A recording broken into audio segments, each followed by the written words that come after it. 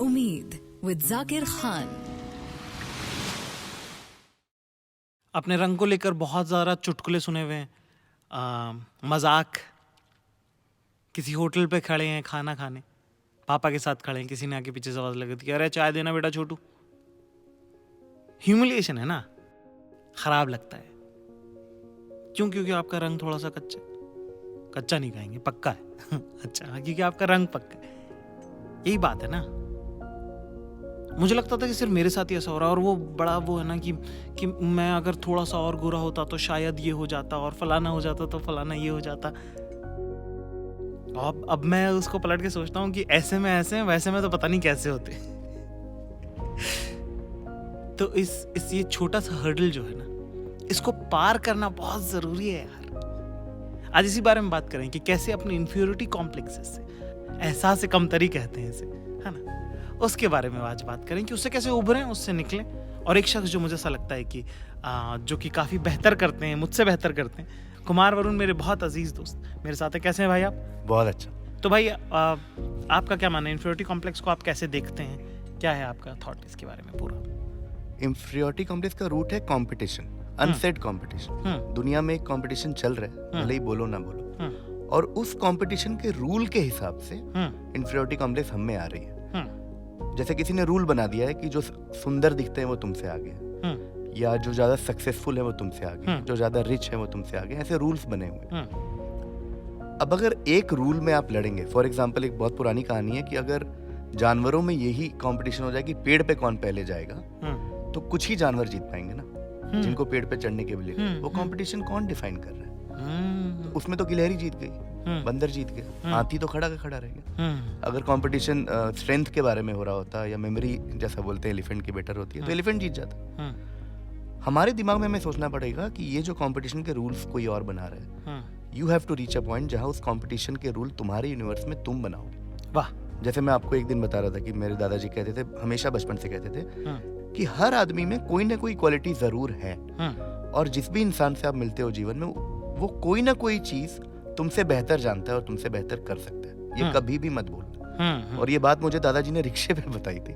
जब हम रिक्शे पे एक छोटे से शहर में जा रहे थे, और उन्होंने बोला कि ये सामने में जो रिक्शा चला रहा है, हम जैसे कन्वेंशनल लोगों को लेगा, अरे ये तो हमसे बहुत नीचे है, पैसों में नीचे है, औकात में नीचे है, बहुत चीजों में नीचे है, मैं इसको पैसा दे रहा हूँ, मैं ओनर हूँ, ये मुझे खींच के ले जा रहा है। बट कम से कम कोई ना कोई चीज जरूर है जो तुमसे बेहतर जानता है। शायद मेहनत करना तुमसे बेटर जानता है, शायद ये शहर के रास्ते ये तुमसे बेटर जानता है, शायद ये तुमसे बेटर इंसान है, इमोशनली तुमसे ज्यादा कुछ ना कुछ जरूर है। इमोशनली तुमसे ज्यादा सेटल्ड होगा, बिल्कुल हो सकता है।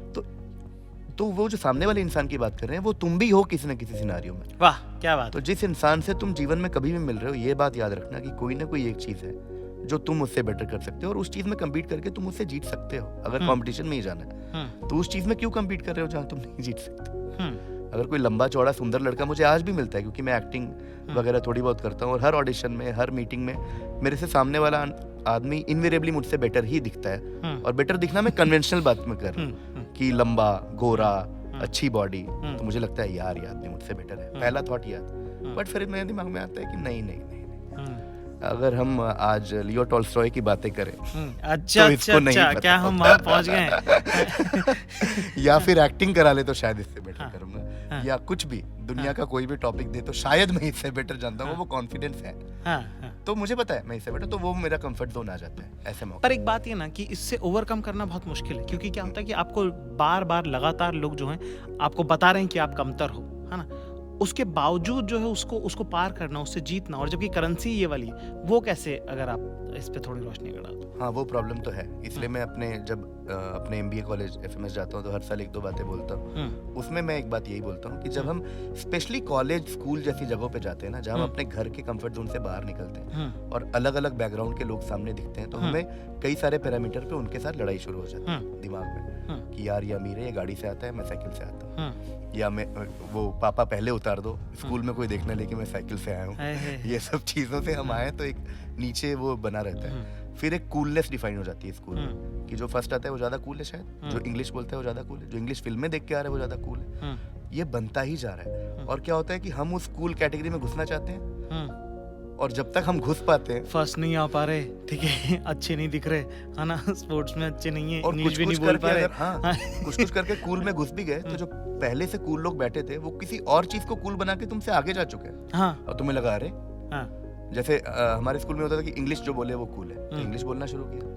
जब इंग्लिश बोलनी आ गई तो लोग बोल रहे हैं कि अमेरिकन इंग्लिश इसको आती, अच्छा, ये लेफ्टिनेंट नहीं बोलता, ये लेफ्टिनेंट बोलता है। मैं ओह, कहा, अरे अच्छा, यार ये तो हमसे बताया मिस हो गया। नहीं। जब हम अमेरिकन इंग्लिश सीखे तो वो फ्रेंच क्लासेस ले रहे हैं, स्पेनिश ले रहे हैं। हाँ। तो वी हैव टू रियलाइज कि कहीं ना कहीं तो इसको हमारे दिमाग में अंत करना पड़ेगा। हमें ये ऐसी जंग है जो हम ही रोक सकते हैं, हाँ। क्योंकि हम थोड़ा बहुत उभरे हैं उससे, थोड़ा निकल पाए हैं, इसलिए इसको रेट्रोस्पेक्ट में उसको देख पा रहे हैं, है ना। वरना जो इंसान आज वहाँ फंसा हुआ है उसके लिए तो बहुत कॉम्प्लेक्स की बात है कि अगर किसी ने उसको कह दिया कि अरे तुम्हारी हाइट कम है, यही कह दिया कि अरे तुम काले हो, तो उसका तो यूनिवर्स वहीं रुक जाता है। पर जिंदगी में जो एक शब्द जिसका सबसे ज्यादा इस्तेमाल मुझे लगता है कि हमें करना चाहिए, जिसका नाम है हाथों, ठीक है। हाथों के बाद सब कुछ बहुत आसान है कि हाँ है साहब सांवले तो उससे मतलब तो क्या है ना, है साहब हाइट कम तो क्या है, साहब नाक छोटा है, पतला है, मोटा है, होंठ पतले हैं, आंखें छोटी हैं, बड़ी हैं, गर्दन है नहीं है, तो क्या भाई। जब आप सामने वाले से पूछने लगेंगे तो उससे क्या फर्क पड़ता है ना, कि अरे तू तो अंधेरे में नहीं दिखता, कि हाँ नहीं दिखता, मेरे को नहीं काम है भाई रात को कहीं जाने का, तू है क्या चौकीदार, तेरे को काम है क्या कुछ रात को कहीं जाने का, हाँ तू चोर है क्या, तेरे को रात का क्या काम है। मतलब आप अपने आप आपके कमबैक्स आ जाएंगे जब आप उस तरह से अप्रोच करोगे। अगर आप हर बार शर्मिंदा हो गए, डर गए, और ये सब ना बुली सर्कल का काम, इन्फीरियरिटी कॉम्प्लेक्स को पनपाने में बुलीज का बहुत आता है कि वो आपको कुछ बोल देते हैं। अगर आप मानना चालू कर दोगे ना तो वो बोलना बंद कर देंगे, और जब एक बार बोलना बंद कर देना, आपके जवाब बेहतर हो जाएंगे, आपकी जिंदगी बेहतर हो जाएगी, आपकी मुस्कान बेहतर हो जाएगी। और अच्छा मुस्कुराने वाले लोगों से ज्यादा खूबसूरत दुनिया में कोई नहीं है। आपकी आंखें कैसी हो सकती हैं, आपका रंग कैसा हो सकता है, आपकी हाइट कम ज्यादा हो सकती है, पर मुस्कुराता हुआ हर शख्स बहुत खूबसूरत लगता है। और एक बार आज जब आपने वो जीत लिया तो मेरे ख्याल से जिंदगी की ऐसी कोई जंग नहीं है जिसे आप हारेंगे दोबारा। क्यों कुमार, ठीक बोलो? बिल्कुल बिल्कुल। एक बार आपने अपना यूनिकनेस समझ लिया, अगर आप ये समझ गए कि आप यूनिक हैं, हाँ। किन चीजों में बेहतर है, किन चीजों में बदतर है, हाँ। तो आपकी लाइफ सॉर्टेड है, ऐसा मैं बोलना चाहता हूँ। वाह, बहुत कमाल की बात। तो मैं जो बोल रहा था कि मेरे वालिद साहब की डायरी में एक बार एक शेर मैंने पढ़ने को मिला, मुझे नहीं पता, आज़ाद शेर कह लेते हैं इसको, मुझे नहीं पता कि किसने लिखा है ना, और मुझे नहीं पता कि उन्होंने ठीक लिखा भी है कि नहीं लिखा है, पर वो डायरी में वहाँ लिखा हुआ था। कहा है कि मैं ज़र्रा ही सही मेरा वजूद तो है, एक छोटा सा जो है बूंद का कतरा जिसको ज़र्रा, मैं ज़र्रा ही सही मेरा वजूद तो है, हुआ करे समंदर मेरी तलाश में, है ना। तो आप जो हैं, आपकी अपनी वैल्यू है ना, और जब आप अपनी वैल्यू को वैल्यू करने लग जाएंगे तो इनहेरेंटली ऑटोमेटिकली जो है आपकी आसपास की चीज़ें सॉर्ट होने लग जाएंगी, है ना। और फिर एक बार आप ये जंग जीत गए ना तो जिंदगी में आपको हर छोटी बड़ी जगह पे मायूसी नहीं दिखेगी, उम्मीद दिखेगी। मेरा नाम है जाकिर खान, आप सुन रहे हैं उम्मीद गाना ऐप पर। उम्मीद विद जाकिर खान।